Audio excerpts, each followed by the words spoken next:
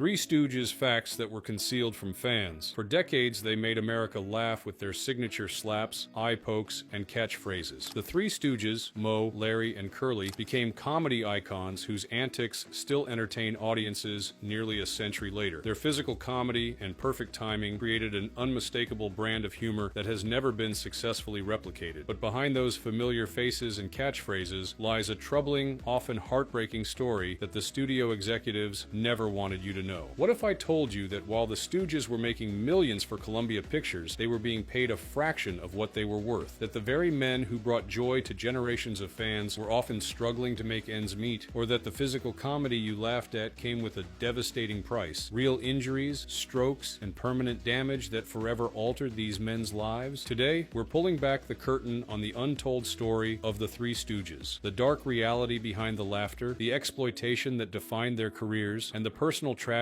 that followed them throughout their lives. These aren't just obscure trivia facts. These are the hard truths that Columbia Pictures and Hollywood power brokers deliberately concealed from the public for decades. Facts that transform how we understand these beloved performers and the true cost of their comedy. By the time we're done, you'll never see the Three Stooges the same way again. The slapstick that once seemed so innocent takes on an entirely different meaning once you know what was happening when the cameras stopped rolling. This is the story Hollywood never wanted told, the real lives of the Three Stooges, the contract that stole their fortune. When the Three Stooges signed with Columbia Pictures in 1934, they believed they were taking a crucial step toward stardom and financial security. What they couldn't have known was that this contract would become the most exploitative deal in Hollywood history, a financial stranglehold that would follow them for the rest of their careers. The truth about this infamous contract wasn't fully revealed until years after the Stooges' deaths. Moe Howard's daughter, Joan Howard Maurer, exposed the devastating details in her biography of her father. Columbia never gave them a raise in 23 years, Joan revealed in a 1990s interview. Not once. While their shorts were among the most profitable at the studio, they were paid the same salary from 1934 until their contract was terminated in 1957. How little did they make? Each Stooge earned just $20,000 per year, equivalent to about $400,000 in today's money. That might sound substantial, but consider this. At their peak, the Stooges were starring in 8 short films annually, which collectively brought in millions for Columbia, making them one of the studio's most profitable assets. Each time Cohn would claim the Stooges' shorts were losing money. "We're keeping you on out of the goodness of our hearts," he would tell them. To emphasize this point, he would often threaten to replace them with a cheaper comedy team if they demanded more money. What the Stooges didn't know, and couldn't have known at the time, was that their shorts were actually enormous moneymakers. They were being shown before feature films in thousands of theaters nationwide, generating substantial revenue that never made its way back to the performers themselves. The contract contained another devastating clause that only came to light decades later. The Stooges had no ownership rights whatsoever to their films. They received no residual payments when their shorts were distributed to television in the 1950s and beyond, a revenue stream that would have been worth millions. "My father would sit in front of the TV in the 1960s watching his own films," Joan Howard Maurer recalled, knowing he wasn't making a penny from them while Columbia was making a fortune selling them to television networks. This financial exploitation had real consequences for the Stooges. Contrary to what fans might expect, they lived relatively modest middle-class lives. Moe, the most financially prudent, invested in real estate, which provided some security. Curly and Larry weren't as fortunate, with Curly facing significant medical bills later in life, and Larry dying nearly penniless. The contract that robbed the Stooges of their rightful earnings wasn't just unfair, it was deliberately designed to maximize studio profits at the expense of the very talent creating the content. This exploitation was carefully concealed from the public, who continued to believe the Stooges were living the high life of Hollywood stars when the reality couldn't have been more different. The physical toll when comedy becomes dangerous, the eye pokes, hair pulls, and face slaps that became the Stooges' trademark were more than just staged comedy. They were real physical actions that took a genuine toll on the performers' bodies over their decades-long career. Contrary to popular belief, many of the stunts in Stooges' shorts weren't fake. While certain safeguards were in place, the sound effects were exaggerated, and the eye pokes were carefully choreographed to actually target the eyebrows rather than the eyes themselves. The physical impact was very real. Moe Howard's daughter revealed that her father suffered from persistent headaches throughout his career, from the constant pulling of his hair. His scalp was incredibly sensitive, she noted in her biography. Years of having his hair pulled left him with chronic pain that he rarely talked about publicly. Larry Fine, known for his wild hairstyle, lifestyle, experienced hearing damage from the repeated slaps to his ears. Later in his life, he developed a noticeable palsy that some medical experts have attributed to the cumulative effect of thousands of staged blows to the head over his career. But no stooge paid a higher physical price than Curly Howard. The most athletic and physically gifted of the group, Curly performed the most demanding stunts. He would throw himself into walls, fall down flights of stairs, and absorb countless hits, all while maintaining the manic energy that made him the fan favorite. This punishing physical regimen, combined with his already poor personal health habits, contributed to his declining health. By the mid-1940s, Curly had noticeably slowed down on screen. What fans didn't know was that he had suffered a series of small strokes that were gradually affecting his performance. The studio, concerned about protecting their valuable property, concealed Curly's deteriorating condition from the public. They shot around his limitations and edited films to hide his declining mobility and speech. In some later shorts, viewers with a keen eye can spot moments where Curly struggles to remember his lines or seems confused during a routine, early signs of the cerebral damage that would eventually end his career. The devastating major stroke that finally removed Curly from the act in 1946 didn't come out of nowhere. It was the culmination of years of warning signs that had been deliberately hidden from public view. The studio narrative presented it as a sudden health crisis, rather than the predictable outcome of a physically punishing career combined with neglected health issues. Even more disturbing were the work practices of the era. Unlike today's productions with strict safety protocols and stunt coordinators, the Stooges shorts were filmed quickly and cheaply. Many of the knocks, falls, and crashes were performed without adequate protection. Jules White, who directed many of the Stooges shorts, was known for pushing for bigger, more spectacular physical gags without equal concern for the performer's well-being. "One more take" was a common refrain, even when the Stooges were nursing real injuries from previous attempts. This physical toll wasn't just the result of their on-screen personas. It reflected the disposable way performers were treated in the studio system. The Stooges were viewed as replaceable commodities rather than artists whose health needed to be protected. When Curly could no longer perform, his brother Shemp was brought in. When Shemp passed away, Joe Besser took his place, followed by Curly Joe DeRita. The message was clear: the show must go on, regardless of the human cost, and that cost was deliberately hidden from the fans who laughed at what they believed was harmless slapstick comedy. The real Curly, a tragic downfall concealed. Of all the Stooges, Jerome "Curly" Howard was unquestionably the fan favorite. His childlike innocence, distinctive vocalizations, and remarkable physical comedy made him the standout performer in the trio. But the real Curly Howard was dramatically different from his on-screen persona. The tragedy of his personal life was carefully concealed from the public during the height of the Stooges' popularity. Unlike his energetic, childlike character,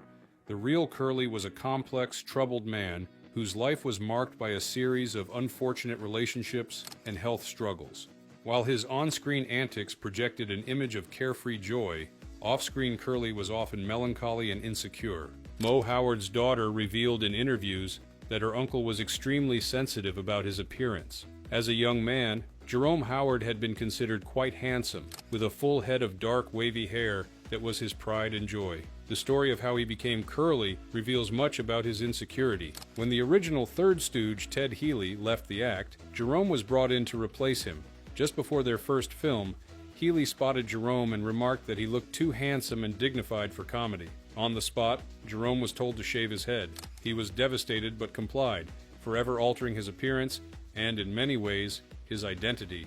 That head shaving was traumatic for him, Joan Howard Maurer explained. He felt it made him unattractive to women, which became a lifelong insecurity. This insecurity manifested in a troubled personal life that was kept hidden from fans. Curly married 4 times, with his first 3 marriages ending in divorce. He sought validation through relationships that often ended poorly, creating a cycle of emotional distress that contributed to his declining health. Equally concealed from the public was Curly's struggle with alcohol and poor health habits. While maintaining the physically demanding schedule of a stooge, Curly developed high blood pressure, obesity, and other health problems that were exacerbated by heavy drinking. By 1945, his health had deteriorated to the point that it was becoming difficult to conceal on screen. Studio executives and the other Stooges were aware of the severity of his condition, but the decision was made to keep filming rather than allow him time to recover. The financial imperative of maintaining the Stooges' production schedule took precedence over Curly's well-being. The massive stroke that ended his career in May 1946 came during the filming of Half-Wit's Holiday. Rather than halting production, the decision was made to simply film around him. Curly disappears partway through the short. with no explanation. This callous treatment of a beloved performer reveals the expendable way the Stooges were viewed by the studio. Between 1946 and his death in 1952, Curly suffered a series of additional strokes that left him partially paralyzed and unable to speak clearly. During this period, he was largely abandoned by the studio that had profited so handsomely from his talent. His mounting medical bills depleted his modest savings, and he spent his final years in nursing homes and hospitals, a shadow of the vibrant performer who had brought joy to millions. Moe, deeply affected by his younger brother's condition, would visit regularly and help cover expenses, but the studio provided no support for their former star. When Curly died in 1952, at just 48 years old, his passing received relatively little publicity, a stark contrast to the outsized legacy he would eventually attain in comedy history. The story of Curly Howard reveals the dark underbelly of Hollywood's golden age, a system that extracted everything it could from performers while providing little in return when they could no longer contribute to the bottom line. Shemp Howard, the reluctant stooge. When Curly suffered his career-ending stroke in 1946, the future of the Three Stooges hung in the balance. The solution came in the form of the oldest Howard brother, Samuel Shemp Howard, who stepped in to save the act. But what most fans don't realize is that Shemp's return to the Stooges was a sacrifice he made out of family loyalty, not personal ambition. What studio publicists never revealed was that Shemp had deliberately left the original act with Ted Healy years earlier to escape the shadow of being just one of the Stooges. By 1946, he had established a successful solo career in Hollywood, appearing in features with stars like W.C. Fields and Abbott and Costello. He had what his brothers lacked: creative control and fair compensation for his work. Moe's daughter Joan revealed in interviews that her Uncle Shemp was initially very reluctant to rejoin the Stooges. He knew what he was giving up, she explained: independence, creative control, and better pay. But he also knew that if he didn't step in, his brother Moe and Larry would lose their livelihood. This reluctance explains why Shemp sometimes appears less enthusiastic in his Stooges shorts compared to his solo work. He wasn't just replacing his brother, he was sacrificing his own hard-won career advancement to save the family business. What makes this sacrifice more poignant is that Shemp knew he would inevitably be compared to the beloved Curly, often unfavorably. Fan mail from the period reveals that viewers frequently complained about Shemp not being as funny as his younger brother, creating a no-win situation for the veteran performer. Studio publicity materials never acknowledged this reality, instead presenting Shemp's return as a natural transition rather than the career sacrifice it truly was. Columbia continued to exploit the Stooges under the same unfair contract terms, with Shemp receiving the same inadequate salary that Curly had been paid. Despite these challenges, Shemp appeared in 77 shorts with the Stooges between 1947 and 1955. During this period, he suffered from multiple health issues that were concealed from the public. He had high blood pressure and lived in constant fear of having a stroke like his brother Curly. On November 22, 1955, after attending a boxing match with friends, Shemp suffered a massive heart attack in a taxi and died instantly at age 60. Even more disturbing was the studio's reaction to Shemp's death. With 4 Stooges shorts still contractually owed to Columbia, director Jules White employed a stand-in and used previous footage of Shemp to complete these films. These fake Shemp shorts, as they're now known, represent one of the most disrespectful treatments of a deceased performer in Hollywood history. The studio didn't even allow proper time for mourning. Moe and Larry were informed they needed to find a replacement quickly or their contract would be terminated. Shemp Howard's story, his sacrifice, his struggle to escape his brother's shadow, and the exploitative treatment he received even after death represents one of the most concealed aspects of the Stooges' history, deliberately obscured by studio publicity that preferred a simpler, more marketable narrative about the beloved comedy team. Larry Fine, the forgotten middleman. While Curly may have been the fan favorite and Moe the recognizable leader, Larry Fine was in many ways the unsung hero of the Three Stooges, the essential glue that held the act together through all its incarnations. Yet Larry's personal story was perhaps the most thoroughly concealed from public view, and in many ways, the most heartbreaking. Born Louis Feinberg in Philadelphia, Larry's path to becoming a stooge began after a childhood accident that could have ended his life before it really started. At age 4, he burned his arm with acid in his father's jewelry shop. His parents, hoping to strengthen the damaged arm, paid for violin lessons as a form of therapy. This childhood tragedy inadvertently launched his musical career, which eventually led him to vaudeville and his fateful meeting with the Howard brothers. Unlike the Howards, who at least had family connections in the act, Larry was the perpetual outsider. Moe's daughter revealed that while her father and uncles shared an unbreakable family bond, Larry sometimes felt isolated within the group. "My father and his brothers had a shorthand with each other," she explained. Larry was always somewhat separate, even though they were close friends and colleagues. This professional isolation was compounded by Larry's gambling habit, a destructive pattern that was completely hidden from fans. While Moe Howard carefully invested his modest earnings in real estate, providing some security for his family, Larry lost much of his income at racetracks and card games. Larry's daughter recalled that her father would sometimes lose an entire week's salary in a single afternoon at Santa Anita racetrack. This gambling addiction meant that despite decades as a famous performer, Larry accumulated virtually no savings or investments. Unlike the prudent Moe, he lived paycheck to paycheck despite his fame. The studio publicists presented the Stooges as equals, but the internal dynamics were quite different. Moe, as both the on-screen boss and the business manager of the act, made most of the decisions. Larry, perhaps due to his financial insecurity, rarely challenged these decisions, even when they weren't in his best interest. When Columbia abruptly canceled their contract in 1957, Larry was nearly 55 years old with no savings and no prospects. While Moe had his real estate investments to fall back on, Larry faced potential destitution.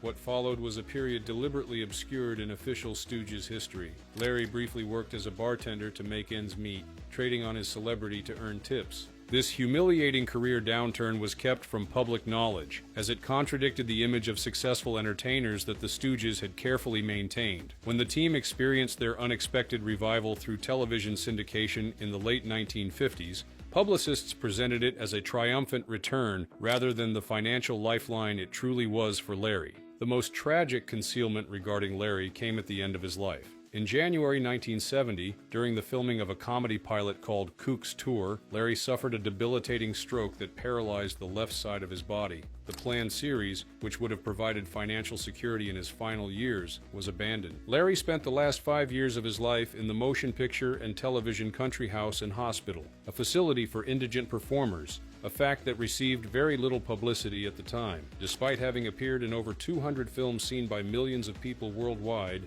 Larry Fine died with virtually no assets to his name. During these final years, while fans were rediscovering the Stooges through television, Larry was largely forgotten by the industry that had profited from his talent. Moe would visit regularly, but Columbia Pictures, which was still earning substantial revenue from Stooges reruns, provided no support for their former star. When Larry died in January 1975, his funeral was modestly attended, with few industry representatives present. The man who had made millions laugh left the world with little recognition from the business he had served for over 40 years, a final indignity for a performer who had given so much and received so little in return. The Fake Shemp scandal, exploiting the dead. One of the most disturbing chapters in the Stooges' history, and one that Columbia Pictures went to great lengths to conceal, was the production of 4 shorts after Shemp Howard's sudden death in November 1955. Under the terms of their contract, the Stooges still owed Columbia 4 more shorts featuring the Moe, Larry, Shemp lineup. Rather than releasing them from this obligation after Shemp's passing, or allowing them to introduce a new third Stooge immediately, Columbia demanded they complete these films using a stand-in for Shemp. This ghoulish solution was implemented by director Jules White, who cast actor Joe Palma as a fake Shemp. Palma would be filmed only from behind or with objects obscuring his face. For close-ups and speaking parts, White simply recycled footage of Shemp from earlier films. These 4 films, Rumpus in the Harem, Hot Stuff, Scheming Schemers, and Commotion on the Ocean, were released in 1956 with no acknowledgement that Shemp had died during their production.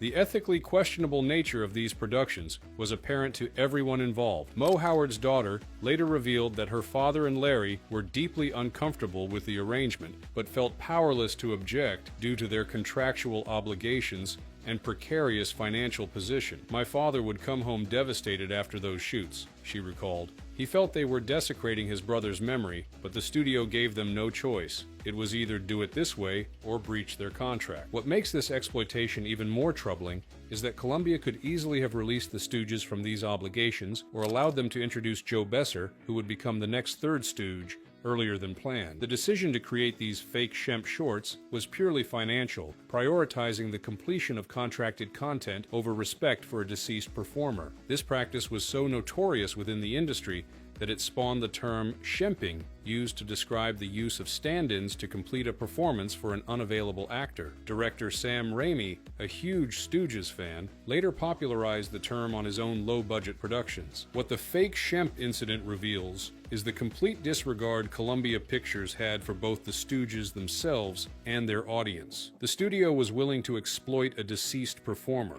pressure his grieving brother to participate in the charade, and deliberately mislead the public. This exploitation represented a new low in Columbia's treatment of the Stooges, demonstrating that even in death, the performers were viewed as nothing more than assets to be utilized for financial gain, with no consideration for dignity or ethical concerns. Joe Besser and Curly Joe, the replacement Stooges' hidden struggles. After Shemp Howard's death, the three Stooges faced another transition point. Columbia Pictures insisted the act continue, leading to the hiring of Joe Besser in 1956, and later, after the team left Columbia, Curly Joe DeRita in 1958. But these replacement Stooges faced challenges and indignities that were carefully concealed from the public. Joe Besser, an established comedian known for his effeminate "you crazy you" catchphrase, joined the act reluctantly. What fans weren't told was that Besser accepted the role only after negotiating a unique contract stipulation he would not be subjected to the physical punishment that had been a Stooges' trademark. This wasn't mere preference. Besser was caring for his wife, who had suffered a heart attack and couldn't risk injury that would prevent him from being her caretaker. Director Jules White and Columbia executives were frustrated but had little choice. The Stooges contract required new content, and Besser was the only established comedian willing to join the struggling act at that point. The result was a watered-down version of the Stooges' classic dynamic. Larry often had to absorb more abuse to compensate for Besser's contractual protection, a behind-the-scenes reality that received no public acknowledgement. The 16 shorts produced with Besser lacked the manic energy of earlier efforts, a creative decline that Columbia blamed on the Stooges themselves rather than the restrictions they had accepted.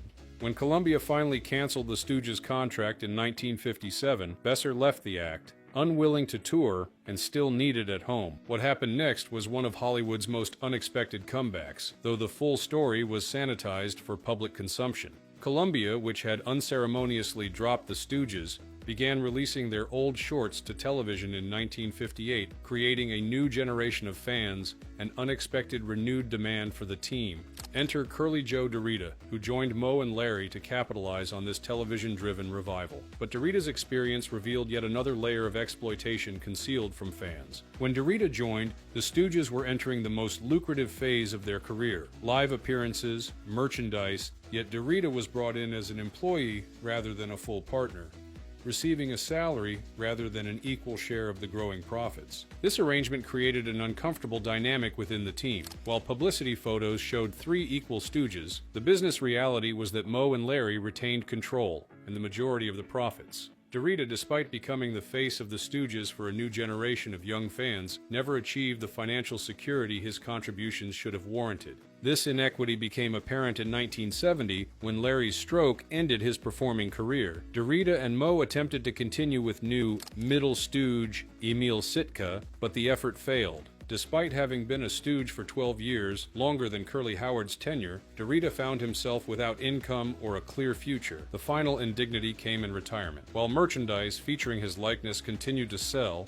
and Stooges shorts featuring DeRita still aired on television, complex contractual arrangements meant he received minimal compensation from these ongoing uses of his image and performances. By the time of his death in 1993, Curly Joe DeRita had been largely forgotten by the industry and even by many Stooges fans who tended to focus on the earlier Curly and Shemp eras. His contributions, which helped revitalize the team and introduce them to a new generation, received little recognition, a final example of how the business of comedy often discarded the very performers who made it profitable. The television revival, the truth behind their comeback. In 1957, Columbia Pictures terminated the Stooges' contract after 24 years and 190 short films. At ages 60, Moe, 55, Larry, 49, Joe Besser, the team was considered a relic of a bygone era. Studio publicists framed this dismissal as a natural conclusion to a successful run, but internal memos revealed a harsher truth. Columbia executives believed the Stooges were washed up and no longer commercially viable. What happened next transformed entertainment history, though not in the way it's usually portrayed. Columbia, looking to monetize its library of content, began licensing Stooges shorts to television stations.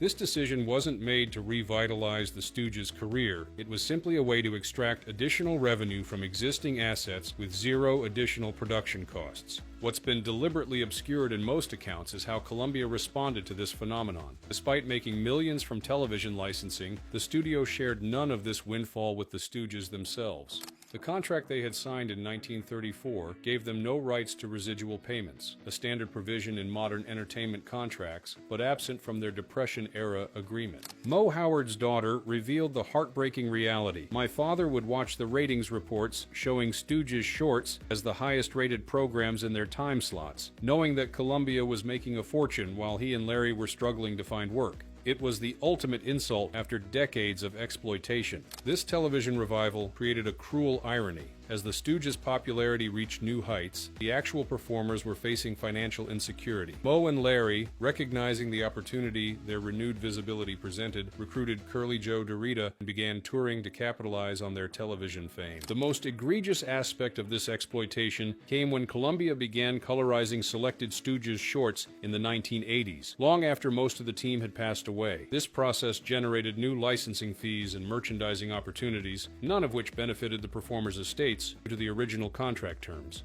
Norman Maurer, Moe's son-in-law, who later managed the Stooges' affairs, eventually secured some control over merchandising rights, but the vast majority of revenue generated by the team's work continued to flow to the studio rather than the creators or their heirs. When we celebrate the Stooges' enduring popularity today, we should remember that this legacy came at a tremendous cost to the performers themselves, a reality carefully concealed behind publicity photos of smiling comedians who never received their fair share of the fortune their talent created. The final years. Dignity denied. Moe Howard, driving force behind the Stooges and their de facto business manager, faced his final years with the same stoicism that characterized his career. After Larry's stroke in 1970 effectively ended the act, Moe found himself at loose ends professionally for the first time in nearly half a century. What wasn't widely reported was Moe's financial situation. While he had invested more wisely than his partners, purchasing real estate in the Los Angeles area, these investments provided modest comfort rather than the wealthy retirement his decades of work should have secured. His daughter Joan revealed that Moe continued to work well into his 70s, not from creative drive, but financial necessity. In a particularly poignant example of his circumstances, Moe took a job as a gopher at Hanna-Barbera Studios in the early 1970s. The man who had starred in over 200 films was now running errands and doing odd jobs around a studio lot. Some staff members didn't even recognize him with his iconic bowl haircut grown out. Larry Fine's final chapter was even more heartbreaking. After his debilitating stroke in 1970, he spent the last 5 years of his life in the motion picture and television country house and hospital. This facility, while providing quality care, was essentially a charity institution for performers who couldn't afford private medical care, a far cry from the retirement a star of his stature should have enjoyed.